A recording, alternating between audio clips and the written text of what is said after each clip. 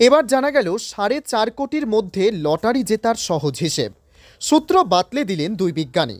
রাতারাতি ভাগ্য বদলের আশায় অনেকেই লটারির টিকিট কাটেন, তবে সবার ভাগ্যে লটারির পুরস্কার থাকে না। খুব কম সংখ্যক মানুষই লটারিতে জয়লাভ করেন। প্রতিদিন অজস্র মানুষ অর্থলাভের আশায় কেটে থাকেন লটারির টিকিট। অনেক সময় সামান্য নম্বরের জন্য হাতছাড়া হয়ে যায় পুরস্কার। শুধু ভারত নয়, গোটা বিশ্বেই রয়েছে লটারি খেলার প্রচলন। অনেকেই রয়েছেন যারা বছরের পর বছর ধরে লটারি কাটেন, কিছু তবুও পুরস্কার অধরায় থেকে যায় তাদের। তবে আপনি যদি বিশেষ একটি নিয়ম পালন করেন তাহলে সহজেই লটারিতে জয়লাভ করতে পারেন। ইংল্যান্ডের দুই গণিত বিশেষজ্ঞ এই অভিনব পন্থা আবিষ্কার করে সবাইকে চমকে দিয়েছেন।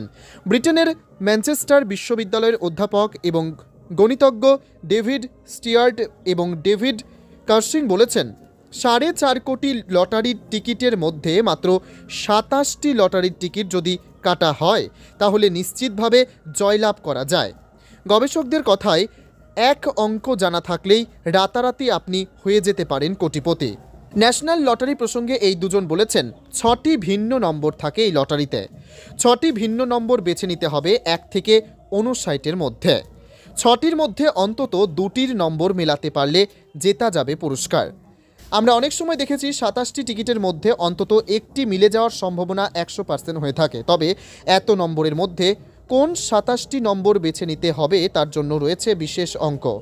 অঙ্কের ফাইনাইট জিওমেট্রি নীতি প্রয়োগ করে এই সমস্যার সমাধান করা যায়।